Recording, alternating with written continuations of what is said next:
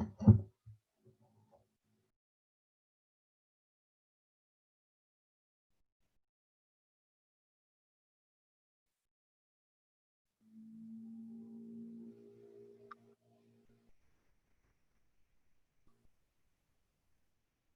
doctor, I think we're all set to go. Bismillah, you can start. I've started the recording as well. أعوذ بالله من الشيطان الرجيم بسم الله الرحمن الرحيم الحمد لله رب العالمين الحمد لله وحمدا كثيرا وهو الله لا إله إلا هو له الحمد في الأولى والآخرة وله الحكم وإليه ترجعون إن الله وملائكته يصلون على النبي يا أيها الذين آمنوا صلوا عليه وسلموا تسليما اللهم صل على محمد وآل محمد أما بعد رب اشرح لي صدري ويسر لي أمري واحلل عقدة من لساني يفقهوا قولي آمين يا رب العالمين. All the praise and all the glory belong to Allah subhanahu wa ta'ala. We will be discussing Surah Al-Saf during our morning sessions, inshallah. But let's begin with reciting Surah Al-Fatiha, which we always do before starting our program. So, Bismillah ar-Rahman ar-Rahim. Alhamdulillah Rabbil Alameen. Ar-Rahman ar-Rahim. Malik Yawmiddin. إياك نعبد وإياك نستعين اهدنا الصراط المستقيم صراط الذين أنعمت عليهم غير المغضوب عليهم ولا الضالين. Now, Surah Saf is a Madani surah, and it's got a total of 14 ayat. And the meaning of Madani surah. Madani surah are those that were revealed in Medina. Now, Surah Saf, it belongs to the surahs, that is known as the group of, Musabbihat surah. Musabbihat surahs are those surahs that begin with either Sabbah lillahi ma fi samawati or Yusabbihu lillahi ma fi samawati wa ma fi al-ard. So these are called Musabbihat surahs. And there are 5 surahs which have been blessed is one group. So this will be starting from Surah number 57, which is Surah Al-Hadid, right up to Surah Tahrim, Surah 67. So within these 10 surahs, you will see that there are 5 surahs that begin either with Sabbah lillahi ma fi samawati wa ma fi al-ard or Yusabbihu lillahi ma fi samawati wa ma fi al-ard. Surah Al-Hadid also begins Sabbah lillahi ma fi samawati wal ard. Others begin Sabbah lillahi ma fi samawati wa ma fi al-ard. So now the virtues of reciting Surah Saf in a hadith from Rasulullah sallallahu alaihi wasallam, we are told that anybody who reads the Surah Saf, so Surah Saf is also known as Surah of Nabi Isa ibn Maryam, Surah Isa. So Rasulullah sallallahu alaihi wasallam has said in this hadith that whoever recites this surah, Surah Al-Saf, Nabi Isa ibn Maryam alayhi salam sends blessings for this person in all his worldly life, seeks forgiveness for him, and on the day of resurrection, that is on the day of Jahannam, and is also a friend of that person. Also, in another hadith we have from our fifth Imam Bakr salam, that he has said that whoever recites Surah Saf in the obligatory and also in the other salat, like nafila, mustahab salat, and lives by that, Allah subhanahu wa ta'ala will bless him with the angels and the messengers. So the question is then, how do we attain all this in our life? Can we make all this beautiful hadith from Rasulullah and from the Masumi Imam alayhi salam real in our lives? Can we make it true in our lives? How do we do that? So is this achieved, just by reading the surah? For example, if Rasulullah said all that in his hadith, that I just told you about, that Nabi Isa ibn Maryam seeks forgiveness, for him on the day of resurrection, and he's a friend with that person. How do we achieve all this in our life? Or the hadith of Imam Bakr, how do we achieve all this? So I really want you to think about this and share your ideas with us all, inshallah, during the question period, inshallah ta'ala. Now, let's now look at, Asbab al-Nuzul. What was the reason for the revelation of this beautiful surah? Um, a group of believers, who had said, that when we will face a battle for our defense, there have been three battles of defense. And, it is important for us to know, because this is also learning exercise actually for us. It is, important to know that, that Muslims never fought a battle of offensive. It was never an offensive battle. It was always defensive. When someone attacked, when someone planned to attack, when there was a threat, then only for the defense, Muslims went for war. Sorry, Muslims did not initiate wars. It was all for the defense. So the three major battles that were fought were the Battle of Badr, the Battle of Uhud, and the Battle of Khandaq. Three battles fought in the time of Rasulullah. So in the Battle of Badr, which was the very first one, which was unique, it was a miracle of Allah subhanahu wa ta'ala that the battle was won. There was no, the chances were absolutely zero for a Muslim to win that, but Allah subhanahu wa ta'ala sent angels, to help.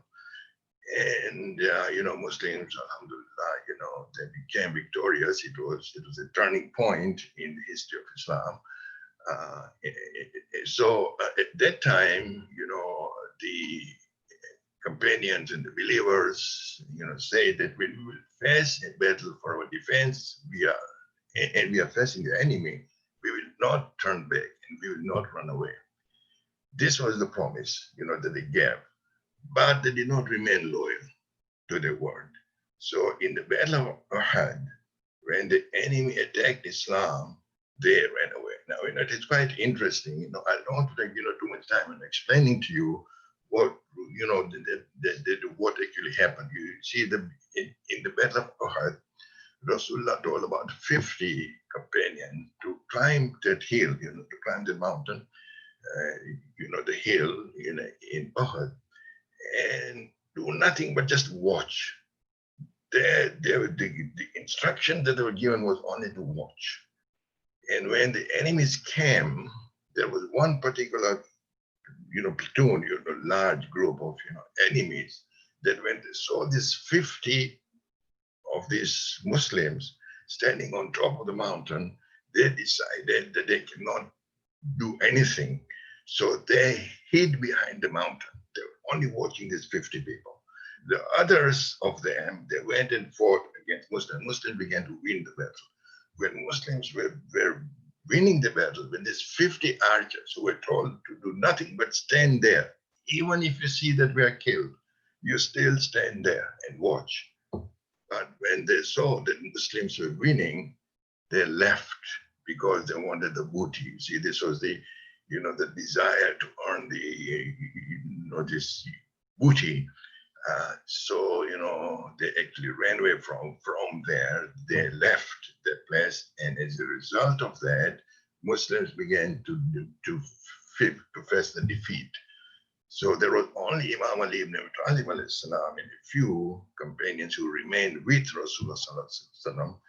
And Imam Ali's defense on that day was even praised by the Jibreel, with the words, there is no sword like Zulfikar, there is no youth like Ali. La sayf illa Zulfikar, la fatah illa Ali. And the battle was severe that even Rasulullah was badly hurt, and his tooth broke down, and his forehead was also injured. It is also worthy to note, that when that in that battle, when Muslims were defending themselves, there was another companion who resembled the figure of Rasulullah Sallallahu. He was a loyal companion, and he became shaheed. And he was, a young man. This young man's name was Musab ibn Umair. And I don't want to go without telling more about this particular young man, Musab ibn Umair. Now, Musab ibn Umair, belonged to the Quraysh. The Quraysh were the enemies of Islam. They never converted. But this Musa ibn Umair was, a son of, one of those, families of, Umayyads, of the Quraysh. And that family was the richest family. And it was so rich, and that for this Musa ibn Umair, actually they were getting his clothes and all his fashionable things, fashionable of that time, from the two superpowers of the time at the time, the Persian Empire and the Roman Empire. So Musa ibn Umair was, he was always, with most fashionable, clothing and everything. But when he heard the message of Islam, he knew the truth, and he converted to Islam. His parents did not like it. His parents actually disowned him because of that. But Musa ibn Umair remained a loyal companion of Rasulullah, a young man. And he looked very much, his style was, resembling Rasulullah sallallahu alaihi wasallam. So when in the Battle of Uhud, when Musa ibn Umair was also taking part in that battle, fighting, this war of defense, he got killed. He became shaheed. Now, because he looked and his style of, walking and everything resembled so much Rasulullah that, that there was a cry in the army that Rasulullah has fallen. Rasulullah has died. And there was this, commotion, big commotion. And therefore, many of them actually left the battle. When they left the battle, when the enemy who was hiding behind the mountain, led by Khalid bin Walid, when he saw that now the Muslims have left their position, he turned around the mountain and he attacked Muslims. It was, so the battle turned, not a total defeat, but then Muslims had to run. At that time, Imam Ali alayhi salam stayed with Rasulullah with some companion. Rasulullah got hurt, but eventually they were able to climb that mountain, all of them, and so there was no total defeat of them. So this was the reason why this Asbab al-Nuzul, the reason for the revelation of Surah Saf was that particular incident when companions of Rasulullah in the Battle of Uhud, they did not keep their promise and they actually ran away. Now let's look at Surah Saf. Now Surah Saf begins with tasbih, as I told you that this belongs to Surah of Musabbihat. So أعوذ بالله من الشيطان الرجيم بسم الله الرحمن الرحيم سبح لله ما في السماوات وما في الأرض وهو العزيز الحكيم. All that is in the heavens and the earth glorifies Allah, does the tasbih of Allah subhanahu wa ta'ala. And he, that is Allah, is the mighty, the wise, Al-Aziz, Al-Hakim, the mighty, the wise, to Asma of Allah subhanahu wa ta'ala. Now here then, so tasbih then, what is the meaning of tasbih? The meaning of tasbih is, to glorify. How does everything in the heavens and the earth glorify Allah subhanahu wa ta'ala? How does it do the tasbih? Mufassirin actually tell us that that one is called tasbih al-hal, tasbih of hal. This means that the thing that has been created is so complete and so beautiful and so totally faultless that it seems the thing itself is doing the tasbih of the one who created it, so complete and so beautiful. This creation is so perfect without any fault, and this is called the tasbih al-hal. So, and you truly, truly speaking, I want you to think about it, that many times when you really see the wonders of Allah subhanahu wa ta'ala in the skies at night, or the landscapes and the mountains and the oceans, you cannot help it but feel that the creation itself, it is as if the creation itself is glorifying the Creator who created them so complete and so beautiful. And you know, as a matter of fact, there are many thinkers, you know, there are many thinkers and many poets who have written, there are many symphonies which have been composed as well, you know, and poets and other thinkers have written about these wonderful things that it's so complete in every way. So, you know, for example, you know, there is, you know, this beautiful, you know, poem, you know, where, you know, it says, you know, when the wind blows, it is as if the nature is beginning to sing the glory of Allah subhanahu wa ta'ala. And says to Allah, says to the Creator, oh, the Creator, how merciful you are, how beautiful you are. Kareem hai tu, Rahim hai tu, how beautiful. So in another surah, in Surah Al-Mulk, Allah subhanahu wa ta'ala reveals, you know, that, you know, that it is Allah subhanahu wa ta'ala who has created khalaqa samawati سبع سماوات طباقا ما ترى في خلقه تجي سورة الملك ما ترى في الخلق الرحمن من تفاوت فرج البصر هل ترى من فطور. Allah subhanahu wa ta'ala says it is He who has created the seven heavens one above another, and no want of proportion will you see in the creation of Allah subhanahu wa ta'ala, most gracious. So turn your vision again. Do you see any fault? فرجي البصر كرتين ينقلب إليك البصر خاسئا وهو يسير. Again, turn your vision a second time. Your vision will come back to you dull and discomforting in a state that will worn out. So, you know, when we see, you know, any creation of Allah subhanahu wa ta'ala in this universe, in the heavens, in the celestial bodies, you know, moon, star, planets, and how complete they are in every way, and how they float exactly as computed without any pillars. Can you imagine this? You know, it was Carl Sagan actually, you know, who said that we are all space travelers. Why? Because we are on this earth. The earth is round. It's floating in the sky, totally computed without any thought. You don't see any pillars. How does it happen? See, so, you know, so when we see this, you know, creation of Allah subhanahu wa ta'ala, or the terrestrial things on the earth, you know, the rivers, the mountains, the oceans, the greenery, the fruit, the flowers, entirely perfect. And they continuously glorify the one who created them so perfect and so useful to all creatures. So when we see something so beautiful, we do not say to the thing, but we glorify the maker. For example, we do not tell the moon, oh, moon, you look so beautiful. Okay, well, or to the flower, oh, you look so beautiful. No, we don't say that. We say instead, we say what? Subhanallah. It's Allah subhanahu wa ta'ala who has actually created this. So, you know, this saying then, Subhanallah, that is the tasbih. So, Sabbahillahi ma fi samawati ma fi al-ard wa huwa al-azizul hakim. So, you know, in the complete glorification of Allah subhanahu wa ta'ala is we always recite in our third and the fourth rakat in namaz, right? We say Subhanallah, Alhamdulillah, la ilaha illallah, wallahu akbar. What is this? This is the tasbih.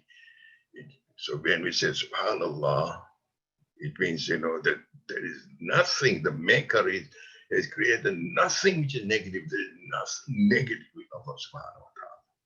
There is nothing negative in Allah's creation. What does it mean when we say Alhamdulillah? You know, we mean to say that there is absolutely everything positive in Allah subhanahu wa ta'ala's creation. Allah did not have to go to the universities and to the colleges and to learn things. It is inherent in him. You see, we do not say, you know, we do not praise, you know, somebody by saying hamd. We do not say, you know, hamd to you. No. If you want to say, you know, praise, it is not hamd. Hamd is only for Allah. Alhamdulillah. That hamd is only for Allah subhanahu wa ta'ala. Because, you know, there's everything positive in Allah subhanahu wa ta'ala's creation. And so then the first ayat of the surah, then Sabbahillahi ma fi samawati wa ma fi al-ard wa huwa al-azizul hakim. All that is in the heavens and all that is in the earth glorifies Allah subhanahu wa ta'ala. and he is the mighty, and he is the wise. Surah Al-Safi, Surah number 61. This is the first ayah. So, the word, the word tasbih itself, derives from the Arabic verb, sabah. So when this word is conjugated with a shadda to become sabbaha, then it means to glorify. So sabbah lillahi will mean that all that is in the heavens and all that is in the earth glorifies, does the tasbih, sabbaha, does the tasbih of Allah, sabbah lillahi, ma'afi samawati, all that is in the heavens, wa ma'afil earth, and all that is in the earth, does the tasbih of Allah subhanahu wa ta'ala. Now in the Quran, we read, that everything in the heavens and earth, glorifies Allah, as I have already showed you here. Let me also show you this, from Surah Bani Israel, the very first ayat, in ayat 44, Allah subhanahu wa ta'ala says that, that the seven heavens and the earth and all beings therein does his tasbih. There is not a thing but celebrates his praise, but yet we do not understand how they declare the glory of Allah subhanahu, how they do the tasbih of Allah subhanahu wa ta'ala. But everything, samawati wal ardi wa man fihinna wa in min shay'in illa yusabbihu bihamdihi walakin la tafqahuna tasbihahum innahu kana haliman ghafura. We do not understand how do they do the tasbih, but without the end of Allah subhanahu wa ta'ala is often most forbearing, most forgiving. Ayat number 44 in Surah Al-Bani Israel. So you see then that everything in the heavens and the earth does the tasbih of Allah subhanahu wa ta'ala. In one documentary, that I saw, I was actually watching one documentary, one day, and this, this, person who is actually studying, these animals. I think it was actually, monkeys and chimpanzees. In his or her research, she said that that I am surprised. I cannot figure out why this happens. But there comes a time when I see these these animals, they become silent and they are lined up and they look at one particular place, and it seems as if they are praying. How beautiful! Yeah, so we've still got, I think we've got 5. Okay, I think we should stop here. Let me just do this, in Surah number 88, Surah Al-Fajr, we read, أَفَلَا يَنْظُرُونَ إِلَى الْإِبِلِ كَيْفَ خُلِقَتْ وَإِلَى السَّمَاءِ كَيْفَ رُفِعَتْ وَإِلَى الْجِبَالِ كَيْفَ نُصِبَتْ وَإِلَى الْأَرْضِ كَيْفَ سُطِحَتْ. Allah is asking, do they not look at the camels, how they are made? Do they look at the sky? Do they not look at the sky, how it is raised high? And in the mountains, how they are fixed firm, and in the earth, how it is spread out. So beautiful. I think we'll stop here, and we will inshallah continue, next week. So, let's deal with some questions. If you don't have questions, then I will continue until 5:30. It's about 4 minutes to 5:30. But if you have questions, then now is the time to ask. So please feel free to ask your questions. Thank you, Doctor. If anyone has any questions, just feel free to post it in the chat and we can pose them, please. And the questions actually should be, related only to the topic that we are dealing with.